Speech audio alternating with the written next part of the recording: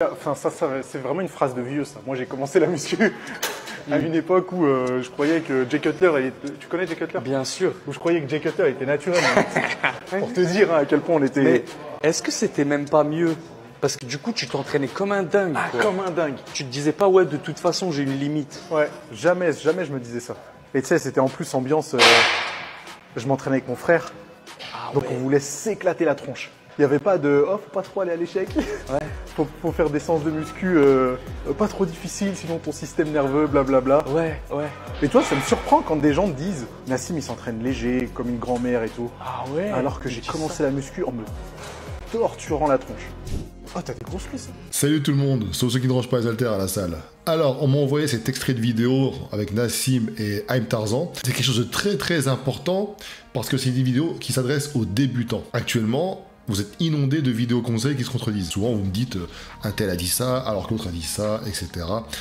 Et vous voulez bien faire, la plupart du temps, vous voulez chercher des informations, vous voulez apprendre, et c'est cool. Le problème, c'est que pendant ce temps-là, qu'est-ce qui se passe? Eh bien, pendant ce temps-là, vous vous embrouillez, vous ne savez pas trop comment faire, vous êtes plus ou moins perdu, et ça participe aussi à la démotivation. Ce qu'a dit Nassim là-dedans, c'est quelque chose qui est intéressant, parce que justement, il parle d'une chose.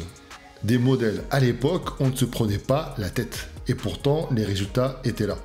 C'est-à-dire qu'à l'époque, tu allais à la salle avec ton pote, et le but du jeu, c'est de dire, bon bah voilà, on fait quoi aujourd'hui? On va faire les pecs. Tu savais pas comment les faire, tu savais pas combien de séries, combien de reps, tu faisais tes pecs, et tu bombardais, et le but du jeu, c'était que, voilà, il fallait que ton pote craque avant toi, ou si tu disais, par exemple, tiens, je vais faire 10 reps à 12 kg au développé couché haltère. On dira pas 12 kg de développé couché haltère, c'est pas mal pour un débutant. Et ton pote dira, bah ouais, bah, moi je vais plutôt faire 14 kg et ainsi de suite. Ce qui fait que ces gars-là faisaient de la surcharge progressive sans le savoir. C'est-à-dire qu'à chaque séance, ils progressaient en force et donc forcément ils prenaient de plus en plus de muscles. Ils se prenaient pas la tête. Et parfois même on regardait des vidéos motivation et puis tout de suite après on voulait faire comme les mecs. Et on prenait les programmes aussi de musculation qu'il y avait dans les magazines. On essayait de les reproduire. Au final, quand tu es débutant, c'est pas très grave d'avoir 50 exercices de Jay Cutler que tu veux reproduire, etc. Parce que de toute façon, l'intensité, elle n'y est pas. La force, tu soulèves pas lourd. Donc au final, si tu fais par exemple 4 exercices pour les pecs, eh bien, ça vaut mieux parfois que d'essayer de faire un seul exercice avec des charges toutes légères parce que t'as pas assez de force, etc. Tu vois. En plus de ça, ça pouvait contribuer aussi à participer à la motivation. C'est sûr que si je te dis de faire un exercice de pectoraux seulement, ça sera moins motivant que de te dire bon bah aujourd'hui je vais faire les pecs, j'ai 3-4 exercices, tu vois.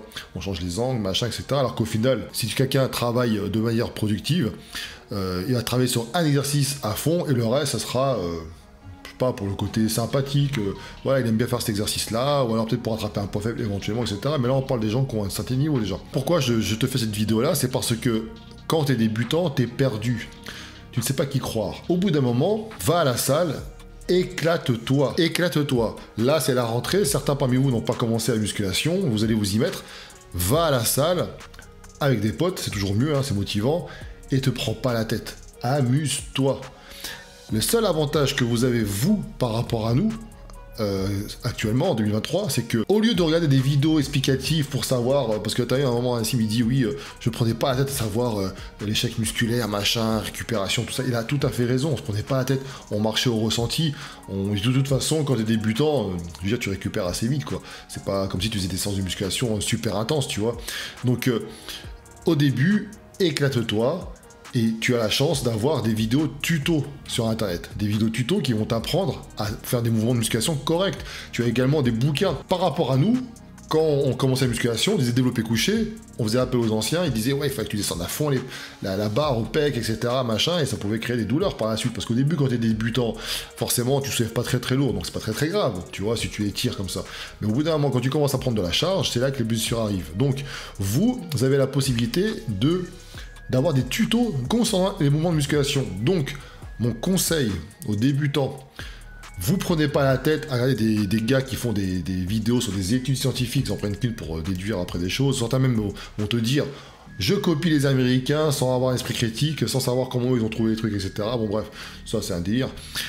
Vous prenez pas la tête avec ça, prenez juste les vidéos qui pourront vous aider à exécuter correctement les mouvements de musculation. Voilà, c'est tout. Ensuite, deuxième conseil, quand vous allez vous installer sur une machine, il faut essayer de voir si vous êtes à l'aise dedans, si ça vous plaît. Parce que dire que tel exercice est mieux qu'un autre, etc., pour développer les pecs, par exemple, c'est cool. Mais ça viendra plus tard. Déjà, premièrement, pour vous, c'est savoir si ça vous correspond, si vous aimez bien faire cet exo-là. Moi, mes élèves, je ne conseille pas de faire du squat. Voilà, je leur dis pas de faire du squat pour faire les cuisses. Mais si le mec me dit, j'ai envie de faire un squat, j'adore ce mouvement, je kiffe. Je lui mettrai, parce que forcément, c'est plus kiffant d'aller à la salle, d'avoir un programme de musculation que tu aimes, plutôt que d'avoir un truc où tu aimes moyen, tu vois. Ça contribue aussi à vous motiver, à continuer, à vous dépasser. Donc, il faut vraiment, par la suite, une fois que vous avez commencé à pousser, vous dire, est-ce que j'aime bien ce mouvement? Est-ce que je suis à l'aise dedans? Est-ce que je sens que je peux progresser, prendre plus lourd en toute sécurité, tu vois? Donc, ces vidéos-là, en fait, c'est vous dire, vous prenez plus la tête. Au départ, on se prend pas la tête. Quand tu as passé après un certain cap, là, j'en reviens aux vidéos qui sont faites justement ici et là, ça peut être intéressant effectivement d'aller piocher des idées à droite à gauche pour essayer de progresser, de comprendre les choses. Mais au début, tous ceux qui sont sur TikTok, machin, etc., arrêtez de vous inonder de vidéos à la con, là, des vidéos, des études ceci, des machins, des trucs... c'est pas ce qui va vous faire prendre du muscle, et souvent d'ailleurs, ces vidéos-là, quand tu les suis à la lettre, c'est pas ce qui va faire la grosse différence au final. Et c'est ça qui est dommage en 2023, quelque part. Oui, c'est cool, les connaissances sont arrivées, il y a beaucoup de choses qui sont dites, etc. C'est bien, il faut savoir après faire le ménage de tout ça. Mais avant, on avait un truc qui manque actuellement, et pas que dans la musculation, soit dans le cinéma, n'importe où, d'ailleurs partout, dans tous les domaines, le rêve. On ne rêve plus. Alors je dis toujours, des fois, il faut faire attention aux vendeurs de rêves. C'est différent, là c'est pour vous arnaquer. Mais avant, on rêvait, on pensait qu'en prenant de la protéine, d'une protéine, on pouvait devenir comme Jay Cutler, justement, comme Arnold Schwarzenegger. D'ailleurs, petite parenthèse, on est encore en été, hein. Certains font des programmes, des machins, vous êtes peut-être concernés aussi par le fait de vouloir sécher encore, parce que voilà, vous êtes encore à la plage, etc. Bon, l'été, ça peut durer jusqu'à fin septembre. Donc c'est cool. Et on posait la question par rapport à la protéine de la sèche. On me disait, ouais, un tel a dit ceci, un tel a dit cela. Moi, tout ce que je dis, c'est que l'isoacasine micellaire, pour moi, c'est idéal, parce que ça permet justement de limiter l'effet de faim. Voilà. Je dis ça, petite parenthèse fermée. Autre petit point aussi par rapport au rêve. Le fait que, avant, à l'époque, on ne savait pas qu'il fallait prendre des produits pour ressembler à ces mecs-là. Eh bien, on y allait à la salle. On s'imaginait ressembler à Arnold Schwarzenegger, on s'imaginait ressembler à Dragon Ball pour les mangas, c'est un dessin, tu vois, à la base, on voulait avoir un physique pareil. On poussait que c'était possible. Après, on a entendu parler des protéines, on s'est dit, oh, c'est un Graal, c'est quelque chose qui va nous permettre justement de prendre de la masse, de prendre du muscle, etc. Et en fait, ça a contribué à ce qu'on aille tout le temps à la salle. On y allait tout le temps. Le problème actuellement, entre toutes les vidéos qui se contredisent, les vidéos où on vous casse les fesses avec des petits détails, parfois qui sont intéressants, attention, je dis pas que c'est pas intéressant, je dis qu'à votre niveau, en tant que débutant, faut passer outre pour l'instant. Entre le fait que maintenant il y a des vidéos naturelles, pas naturelles, machin, etc. Donc ça peut être aussi intéressant pour vous éduquer un petit peu par rapport à ça, mais le problème c'est que ça vous a enlevé le côté, le rêve.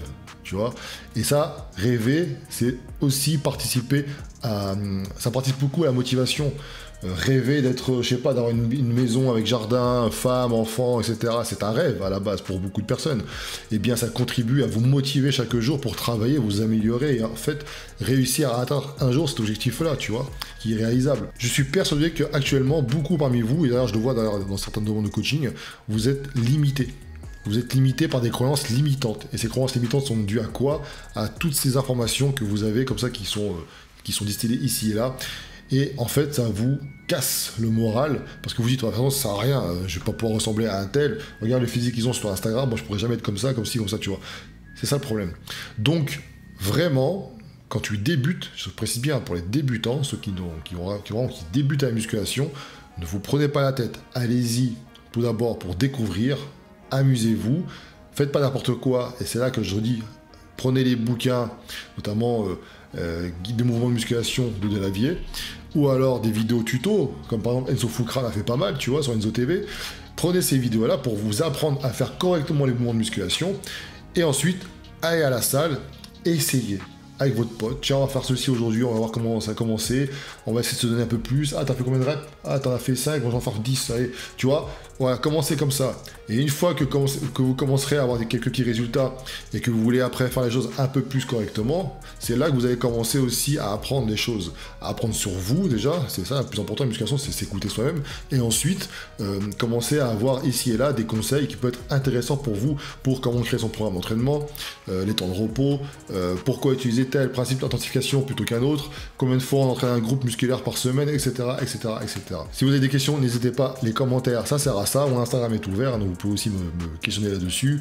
Les coachings, c'est pareil, je prends des coachings encore actuellement. Et puis voilà. Ciao.